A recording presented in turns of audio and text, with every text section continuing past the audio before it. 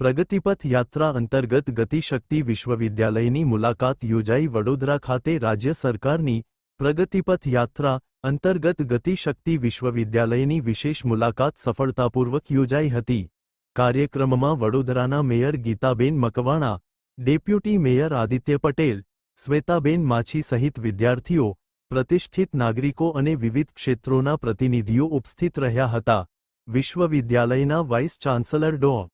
મનોજ ચૌધરીએ પ્રેઝન્ટેશન દ્વારા ગતિશક્તિ વિશ્વવિદ્યાલયની વિશેષતાઓ અંગે માહિતી આપી હતી। તેમણે જણાવ્યું કે 2022માં સ્થાપિત આ યુનિવર્સિટી દેશની પ્રથમ ટ્રાન્સપોર્ટ અને લોજિસ્ટિક્સ કેન્દ્રિત યુનિવર્સિટી છે, જે railway, road transport, aviation, maritime અને લોજિસ્ટિક્સ ક્ષેત્ર માટે કુશળ માનવબળ તૈયાર કરે છે। સહભાગીઓએ આધુનિક કેમ્પસ, સ્માર્ટ ક્લાસરૂમ, અદ્યતન પ્રયોગશાળાઓ અને સંશોધન કેન્દ્રોની મુલાકાત લીધી હતી।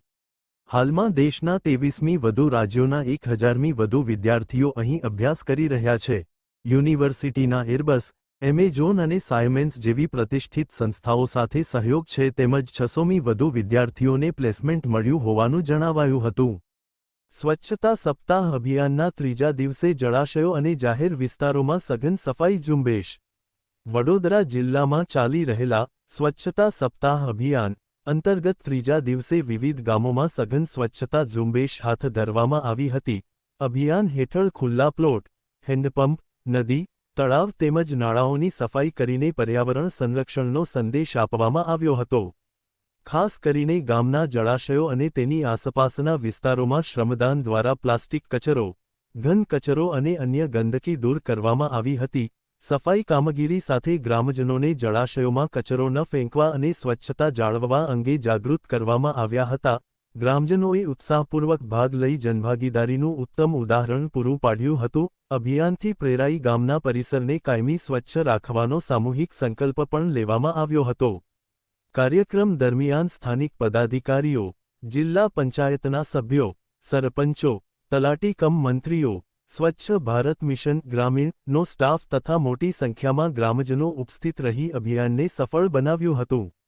સ્વચ્છતા સપ્તાહ અંતર્ગત વડોદરા જિલ્લાના ગામોમાં જળાશયો અને ખુલ્લા પ્લોટોની સફાઈ ઝુંબેશ વડોદરા જિલ્લામાં ચાલી રહેલા સ્વચ્છતા સપ્તાહ કાર્યક્રમ અંતર્ગત વિવિધ ગામોમાં જળાશયો, તળાવો અને ખુલ્લા પ્લોટોની સફાઈ માટે સઘન અભિયાન હાથ ધરવામાં આવ્યું હતું। કરજણ તાલુકાના સાયર ગામમાં નર્મદા નદી કિનારાની સફાઈ કરવામાં આવી હતી, જેમાં તલાટી, પંચાયતના સભ્યો અને ગ્રામજનોએ સક્રિય ભાગ લીધો હતો। શિનોર તાલુકાના દામનગર ગામમાં સરપંચ ઉષાબેન સોલંકીની આગેવાની હેઠળ જળાશયો અને ખુલ્લા પ્લોટોની સફાઈ કરવામાં આવી હતી। ઉપરાંત પાંસોલી ગામમાં તળાવની સાફ સફાઈ કરવામાં આવી હતી।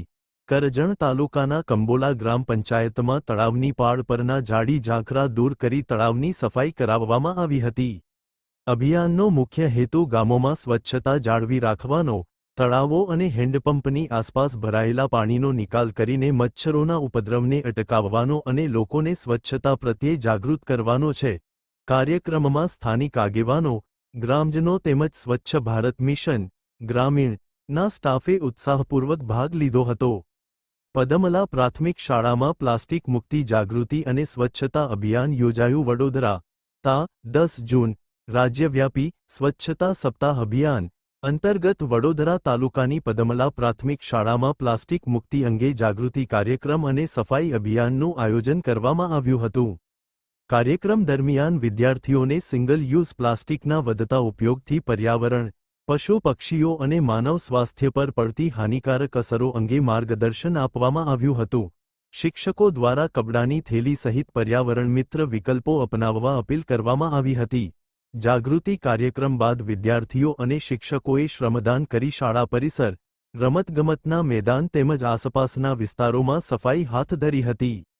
સફાઈ દરમિયાન એકત્રિત થયેલા પ્લાસ્ટિક કચરા અને અન્ય ગંદકીનો યોગ્ય રીતે નિકાલ કરવામાં આવ્યો હતો। કાર્યક્રમના અંતે તમામ વિદ્યાર્થીઓ, શિક્ષકો અને ગ્રામજનોએ સ્વચ્છતા જાળવવા તથા પ્લાસ્ટિક મુક્ત સમાજના નિર્માણ માટે સંકલ્પ લીધો હતો।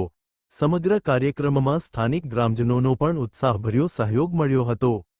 બેક ટુ સ્કૂલ અભિયાન માટે વડોદરા જિલ્લો સજ્જ, ઝીરો ડ્રોપ આઉટનો લક્ષ્યાંક વડોદરા તા 10 જૂન રાજ્યમાં નવી શિક્ષણ નીતિના અમલીકરણ હેઠળ વડોદરા જિલ્લામાં બેક ટુ સ્કૂલ અભિયાનને સફળ બનાવવા માટે વહીવટી અને શિક્ષણ તંત્ર સજ્જ બન્યું છે. જિલ્લામાં 100% નામાંકન અને ઝીરો ડ્રોપઆઉટના લક્ષ્યાંક સાથે પ્રી સર્વેની કામગીરી પૂર્ણ કરવામાં આવી છે. કુલ 63,843 બાળકોના લક્ષ્યાંક સામે સર્વે પૂર્ણ થયો છે, જેમાંથી 33,392 બાળકો પોતાની શાળામાં અને 27,816 બાળકો નજીકની અન્ય શાળાઓમાં પ્રવેશ મેળવશે. ઉપરાંત 1,295 વિદ્યાર્થીઓ આઈટીઆઈ અને વોકેશનલ કોર્સમાં તથા 1,212 બાળકો ઓપન સ્કૂલ સ્ટડી સેન્ટરમાં જોડાશે. જિલ્લા પંચાયત ખાતે યોજાયેલી બેઠકમાં અધવચ્ચેથી અભ્યાસ છોડી ગયેલા 15,254 બાળકોના પુનઃપ્રવેશ, રિફ્યુઝલ કેસોના નિરાકરણ અને ધોરણ 10 તથા 12 પછીના વિદ્યાર્થીઓને ઉચ્ચ અભ્યાસ તરફ વાળવા અંગે સમીક્ષા કરવામાં આવી. જિલ્લામાં તમામ ડ્રોપ આઉટ વિદ્યાર્થીઓને ફરી શિક્ષણ સાથે જોડવા માટે શિક્ષકો અને અધિકારીઓને જરૂરી માર્ગદર્શન અપાયું છે.